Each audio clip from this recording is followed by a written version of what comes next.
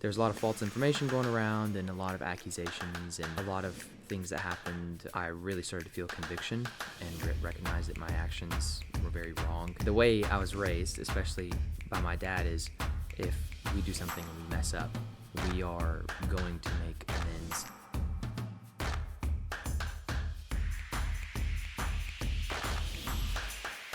Hi everybody, it's Kelly, and welcome back to the Ordinary Brave podcast.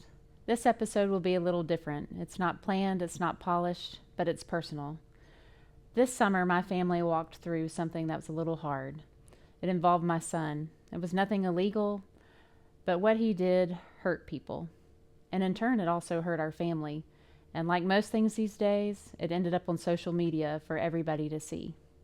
And as a mom, that was really hard. I wanted to protect my son. I wanted to help him. I wanted to fix the situation.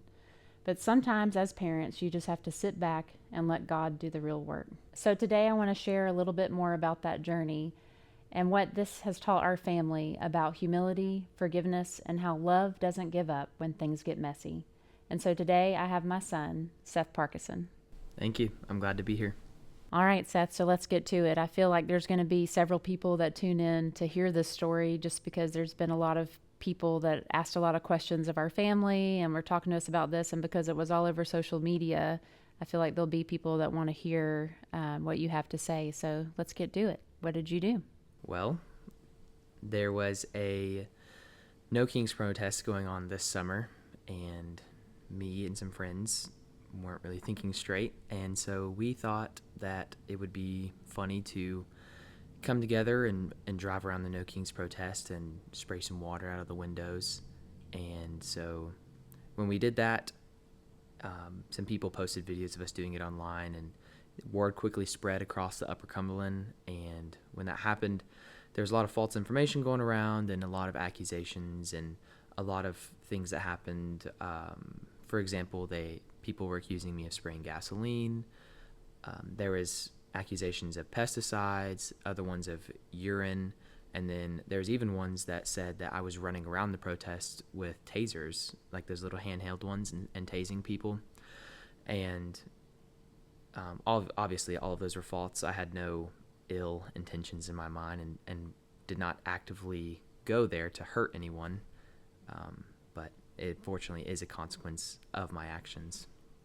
Well, I think it's important to note, too, that the police did come do an investigation, and they tested what was in the paint sprayer that you guys used to just spray water, and they verified that it was water, so it was not anything else. But you guys just thought that it would be hilarious to do that. Yes. Were you actually, close enough to, drench people? No, where we were at on the road and where the protesters were on the side of the road, there was probably a good 8 feet of distance between us, and there's really no possibility for water to even get on, especially as we were driving by, probably going 15 miles an hour. All the water that was going out of the window mainly just turned to mist. And so truly a paint sprayer is kind of like if you go to Dollywood or Disney World and you're walking through one of those fan misters that cools you off. I mean, it's coming out very lightly. And yeah, the way that paint sprayers work is if they spray too hard, then there's too much paint on the wall and it can drip down. And so they designed them to spray lightly. Speaking of the paint sprayer, had there been paint that had gone through that paint sprayer? No. Actually, for a few weeks, that paint sprayer had been broken. And one of the friends that I was with had been spending those few weeks trying to fix the paint sprayer. And the way they had done that is they would replace a part and then run water through the paint sprayer. So for about a good 3 weeks, there was water just nonstop being run through the paint sprayer. And additionally, whenever we did fill up the paint sprayer, we were spraying each other with it and just goofing around at our house. And so there was well, I've heard from your younger siblings that you were spraying them in the driveway too, and we know that there was no allergic reactions or any chemical poisoning or anything that they experienced from being sprayed with that water. So I think really what I want to talk about is I want to kind of share some of the standpoint as a mom, but I also want to talk about maybe like the lessons that you've learned through this and the redemption maybe that you've experienced through this. But I think the hardest part for me as a mom, not necessarily, you spraying people, but I think it was just the hateful words that you spoke to people. And it just grieved my heart as a mom because I know that I've raised you to be a certain way and to follow God and to honor God. And I believe that your words that you hollered also grieved the heart of God. And so that was the most hurtful thing for me to watch, and also just irritating that you guys weren't thinking and out there doing that. But the Lord has really, taught me a lot through this too. And I've just been praying, deeply for you and all of this. So why don't you also just share what God's done in your life? So immediately after everything happened and it started to blow up on social media, and I really started to feel conviction and recognize that my actions were very wrong. And before I dive into that, one of the main things that also did really affect me is I realized that what I had done didn't only just affect my image, but it also affected your image, my family's image, my church's image, my friend's image. And it really made like God look bad. There's a pastor's son, he's doing these wrong things.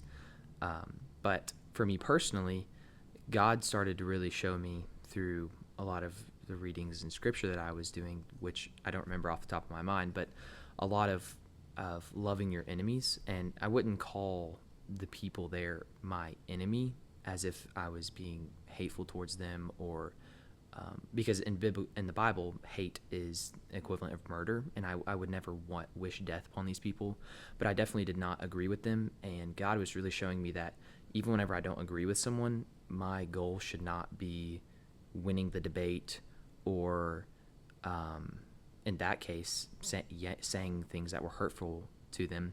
And so God really showed me, like, you need to love those who you disagree with, and even whenever you have disagreements, you can still show them the light of me, meaning God, through your actions and through your words. And if you love them, then you're going to be able to do that. But if you don't love them, the only thing that's coming out of your mouth is hurtful things towards them.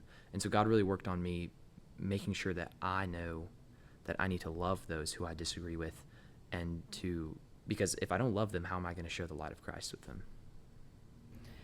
I think one response that somebody would potentially say to what we just discussed is, well, then, why didn't you come apologize in person? Or why didn't you come immediately and try to reconcile? I know I have a response for that, but you're welcome to. Yeah. So the way I was raised, especially by my dad, is if we do something and we mess up, we are going to make amends and ask for forgiveness immediately. It's not something that you let sit, because that only just promotes more strife between the two parties or groups that is happening. And so likely if things would have went a different way, meaning if it wouldn't have been blasted on Facebook and social media and very quickly had hateful things towards us, we would have likely been at some of the people's houses apologizing. Especially as Christians, the best way for us to do something to like show that we're actually sorry is to serve them. And so I have a landscaping business, and so one way I could have done that is I could have mowed their yard. And so I would have gone face to face and personally apologized to them and asked for forgiveness. But we knew that if we did do that, it would likely be done on camera and it'd be put on social media, and it wouldn't really be a genuine acceptance by them. They would just want us there so that they could video it and then post us and then talk bad about us online. And it wasn't going to be the right scenario, because that's not really how apology goes. We need to apologize face to face, not face to camera. Sure. And that's what I would say. I feel like as parents, and I know for me, it was almost like in some ways I struggled to even get to discipline you, because I almost had to go like shields up and also protect you, because there was so much on social media and death threats and hateful messages and phone calls and things that happened, and people that showed up at our church, to try to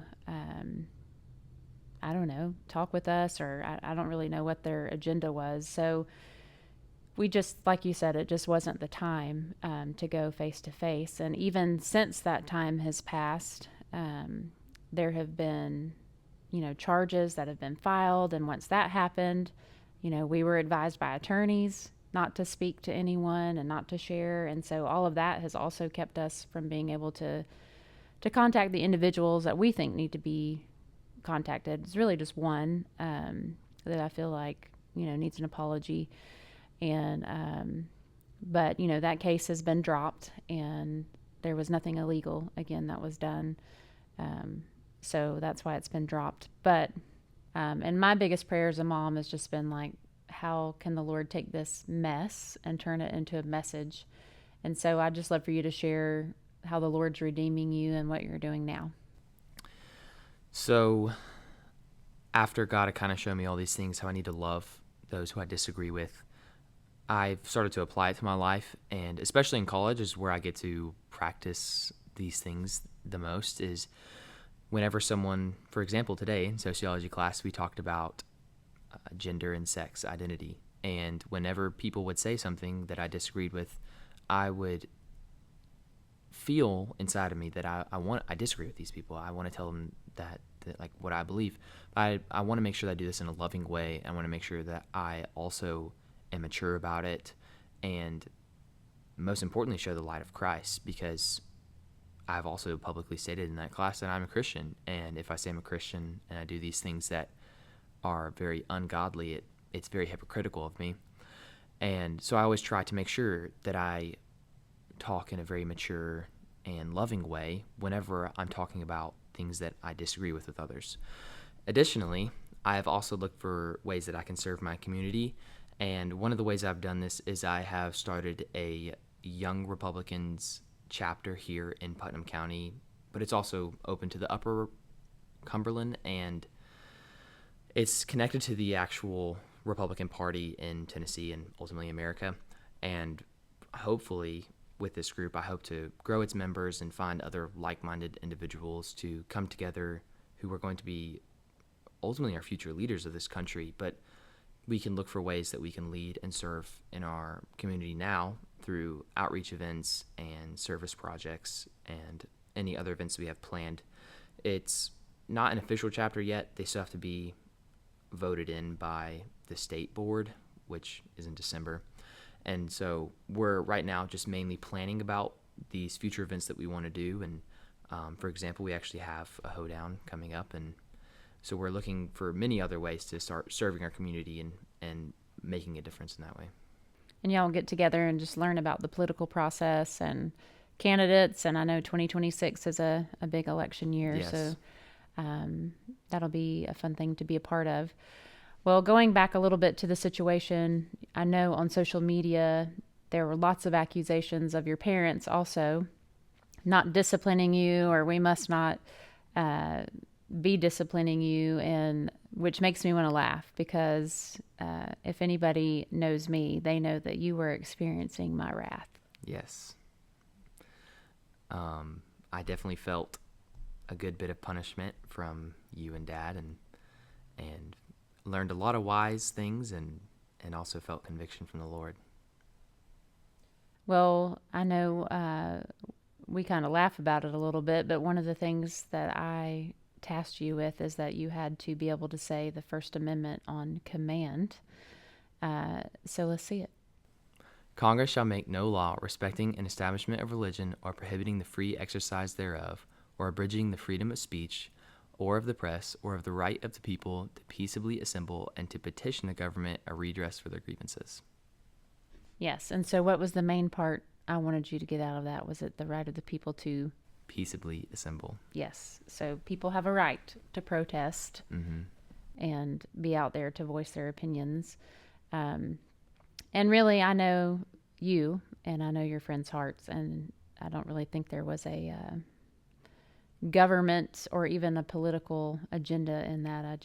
You guys just thought you were being funny, and it really wasn't funny at all. You really weren't using your brains. In fact, the video that was shown on social media over and over, I will say there was one part that really resonated with me. And it was at the end of the video, you hear somebody in the crowd say something like, "You boys are going to regret this one day because your front temporal lobes are not fully developed." And inside I was like, me and you, lady, you're right, because I'm always doing this in our house when it comes to our boys, because I know that frontal lobe is not fully developed. But all of that to say, we love you. We love you no matter what, and that's what we've always said. We used to say, "Is there anything you can do that's gonna ever make me and your dad stop loving you?" Nope. And so we have loved you through that. We will keep loving you through life, but don't ever do that again. I promise I'm not going to. Is there anything else that you'd like to say, Seth, before we close this episode?